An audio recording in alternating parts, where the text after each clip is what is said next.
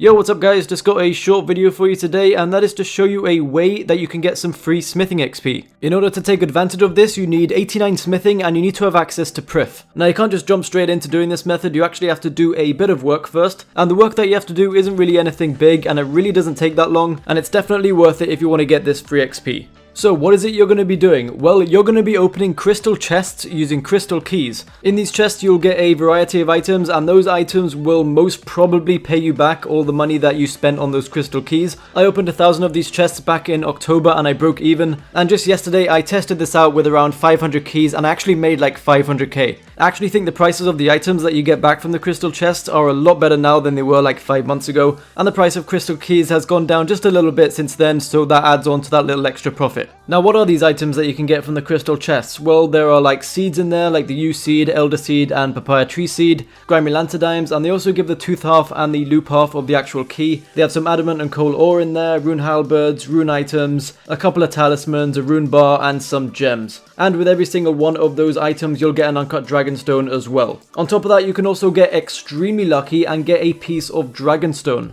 Dragonstone is just a set of armor, and the prices of that armor range from 3.7 mil up to 9 mil. However, apparently it's like 1 in 6,800 for you to get a piece of that Dragonstone armor, so unless you do this a lot or just get extremely lucky, I wouldn't really get your hopes up on getting one. There is one final thing that you get from this chest, and it's the one that we're going to be using in this method, and that is corrupted ore. You get these in chunks of 50 whenever you get an ore prize, so whenever you get the 10 adamant ore and 80 coal, this corrupted ore will come along as well. And then this is pretty much just going to be your way of leveling up smithing. This corrupted ore can be smelted in a furnace for 150 XP each, or 180 XP if the Voice of Seren is active in the Trahayan district. And the best thing about this is that it's completely AFK and the ore is stackable, so you won't have to do any bank runs. You can just stand there with your ore by the furnace. As you can see in this clip, I have 15k ore and I'm just not going to go anywhere for a while. And you smelt 60 at a time, so this means you can be AFK for like more than 2 minutes. This means you can smelt around 1,500 corrupted ore an hour, which results in 225k XP an hour. And that's if the Voice of Seren is not active in the Trahayan district. If it is active, then you'll get around 270k XP an hour. And that's basically for free, or maybe even like for a profit like I did yesterday. It just all depends on how your luck is, but if you do make a loss by any chance, you're probably gonna make a very small loss. Also, one quick note about the crystal keys on the Grand Exchange: you can only buy 100 of them every 4 hours. So this means that you're probably going to have like an offer in the Grand Exchange with a bunch of them. Honestly, if I were you, just wait it out. I mean, unless you're like in a real rush to get 99 smithing for some reason, then just go ask your friends or something to buy them for you. But in reality, I mean, for most of you guys, I'm guessing there's not going to be any rush. Plus, opening the chests aren't really fun anyway. You don't want to be doing it just for like 2 hours straight. If you just do them in like little chunks here and there, it'll just seem like you've never even done them. Also, on top of just buying the already made crystal keys, you can buy the loop half and the tooth halves. Both of these also have a 100 limit every 4 hours, but it's completely separate to the made crystal key. So in reality, if you get the 100 crystal keys every 4 hours, and then you get the loop half and the tooth half every 4 hours as well, you can get 200 crystal keys in 4 hours if you combine the loop halves and the tooth halves. Finally, to end the video, here's just a couple of tips that you can use whilst you're opening the chests. Number one, and this is very useful when you're doing it, make sure you have a gem bag in your inventory when you are opening them. The crystal chests do give a lot of gems, and this gem bag is gained from dungeoneering.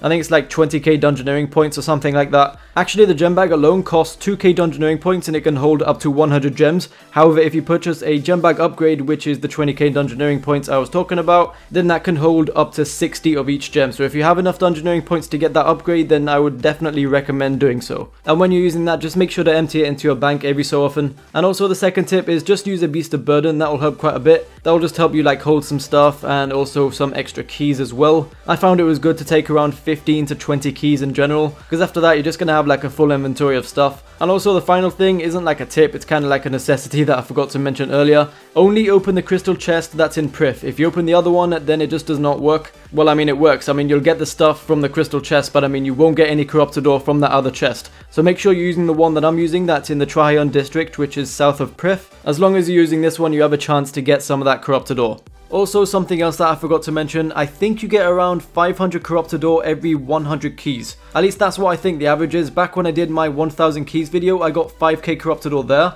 and when I did the 500 keys, I got around 2,500. So it is a really good amount of corrupted ore that you're going to get. I mean, it's not like you're going to be doing this for a long time. And yeah, that's pretty much it, guys. I know a few of you are already going to know about this method. However, way back when I made that crystal keys video, a lot of you actually didn't know that you got this much corrupted ore from this. So I'm just making this video to spread the awareness about this method. It's a pretty damn good one if you ask me. I mean, if I knew about this when I got 99 smithing, I'd definitely have done it, especially since smithing is just such an expensive skill. But I guess this is like kind of a loophole to try and like avoid that. But anyway, thank you guys for watching, and I hope this helped you. Subscribe if you're new, and peace.